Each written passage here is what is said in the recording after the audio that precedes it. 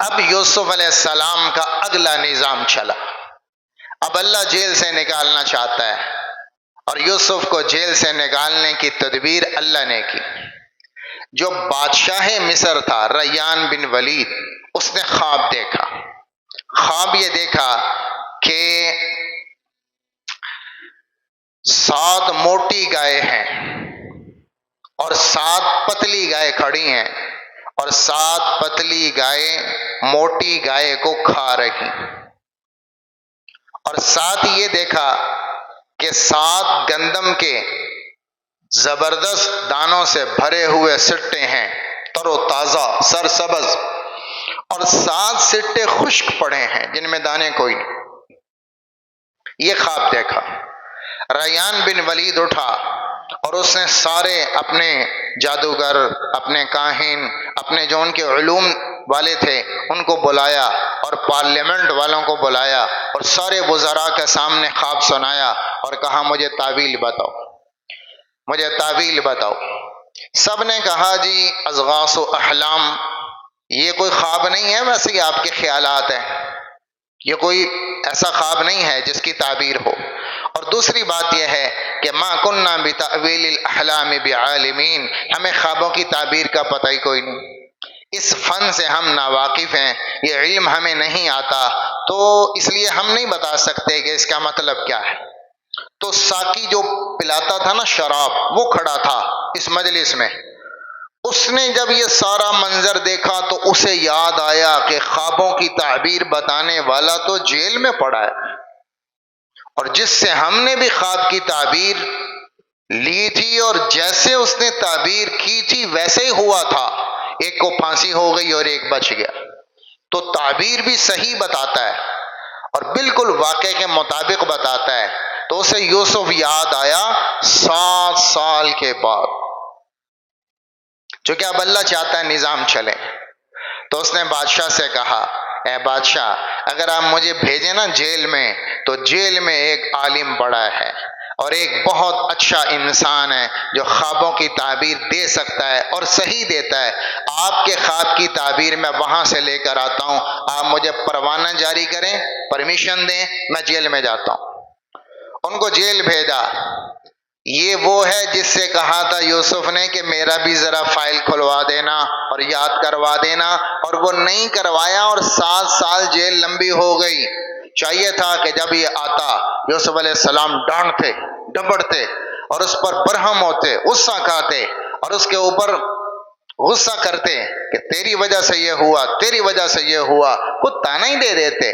لیکن وہ آیا اور اس نے آ کر کہا یوسف ایھا الصدیق افتنا فی 7 بقرات سمان یاکلہن 7 عجاف و7 سنبلات خضر واخر یابسات لعلی ارجع الی الناس لعلہم یعلمون.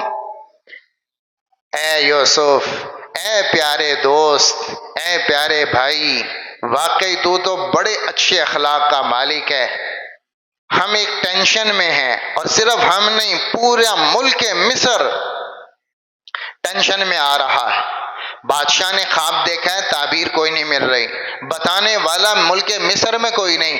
آپ بتا سکتے ہیں تو مہربانی ہے آپ کی، آپ بتائیں تاکہ اس میں اگر کوئی اشارہ ہے لوگوں کے لیے تو عوام کے لیے اس میں خیر کا پہلو نکلے اور میں تعبیر لے کر لوگوں کے پاس جاؤں اور انہیں بتاؤں. اب یوسف علیہ السلام نے جب خواب سنا تو یوسف تو سمجھ گئے، اس لیے بتانا ضروری سمجھا کہ خواب کا تعلق بادشاہ کے ساتھ نہیں تھا، خواب کا تعلق پوری مصر کی عوام کے ساتھ تھا. خواب کا تعلق عوام کے ساتھ تھا اور اس میں عوامی نفع تھا. اب اگر میں خواب کی تعبیر نہیں بتاؤں گا تو عوام ہلاک ہو جائیں، عوامی نقصان ہوگا. اس لیے یوسف علیہ السلام نے کیا کیا؟ خواب کی تعبیر نہیں بتائی صرف، بلکہ خواب کی تعبیر بتا کر اس کا پورا منصوبہ بتایا، تعبیر سے زیادہ بتایا. خواب کی تعبیر یہ تھی کہ 14 سال تم پر اگلے جو آنے والے ہیں ملک مصر پر، ان کی صورت یہ ہے کہ پہلے 7 سال خوب بارش آئے گی اور خوب غلہ ہوگا اور خوب گندم کی فصل آئے گی اور خوب تمہاری پیداوار ہوگی. یہ تو ہیں 7 موٹی گائے. اس کے بعد جو 7 سال آئیں گے وہ 7 سال ہوں گے خشک سالی کے. اس میں قحط پڑے گا، اس میں بارش نہیں ہوگی، اس میں فصل نہیں ہوگی، اس میں قحط آئے گا. اور یہ قحط اتنا بڑا قحط ہوگا کہ صرف مصر نہیں بلکہ وہ قحط مصر اور دائیں بائیں علاقے کو لپیٹ میں لے گا، یہاں تک کہ ملک شام تک قحط ہوگا. بہت بڑا خطہ قحط میں آنے والا ہے. تو 7 پتلی گائے مراد قحط کے 7 سال، 7 موٹی گائے مراد بارش کے 7 سال. یہ تو ہیں 14 سال. خواب میں 14 سال کا ذکر تھا. یوسف علیہ السلام نے 15واں سال اپنی نبوت کی پیشن گوئی فرمائی کہ 7 سال آئیں گے خوشحالی کے، پھر 7 سال آئیں گے قحط کے. یہ تو ہے خواب. ثم یأتی من بعد ذلک عام فیہ یغاث الناس وفیہ یعصرون. پھر ان کے بعد ایک 15واں سال آئے گا اور اس میں خوب بارش ہوگی اور اس میں خوب غلہ ہوگا اور اس میں خوب چیزیں بنیں گی اور پچھلے 7 سال کے قحط کی اللہ پوری کسر نکال دے. یہ 15ویں سال کی خبر یوسف نے اپنی طرف سے خود دی. یہ نبوت کا علم تھا اور یہ یوسف علیہ السلام کا معجزہ تھا. اب یہ تو ہے خواب. 15 سال تم پر حالات آنے والے ہیں، لہذا 7 سال جو قحط کے ہیں اگر ان کو مینیج نہ کیا گیا تو عوام ہلاک ہو جائے گی. کیونکہ 1-2 سال نہیں ہے، 7 سال قحط ہے، فصل نہیں ہے. تو ان پچھلے 7 سال سے مینیج کرنا پڑے گا. یوسف علیہ السلام نے عوامی نفع کی خاطر 7 پلان بتایا. 15 سال کا پلان بتایا کہ اب تمہیں کرنا کیا ہے. اب کرنا یہ ہے کہ جو 7 سال آئیں گے خوشحالی کے، ان میں تم نے جو غلہ اگانا ہے اس کو اپنے 7 سال میں کھانا بھی ہے اور اگلے قحط والے 7 سال کے لیے بچانا بھی ہے، تاکہ لوگوں کو غلے کی ٹینشن نہ ہو، روٹی کے محتاج نہ ہو اور لوگ فاقے سے نہ مریں. تو 14 سال کی نیت کر کے تم نے 7 سال کا غلہ اکٹھا کرنا ہے. اس میں کھانا بھی ہے اور اس میں اگلے 7 سال کے لیے سٹور بھی کرنا ہے اور بچانا بھی ہے تاکہ غلہ موجود ہو. یہ پلان بتایا. پھر بتایا کہ غلہ سٹور کیسے کرنا ہے، اس کا بھی بتایا.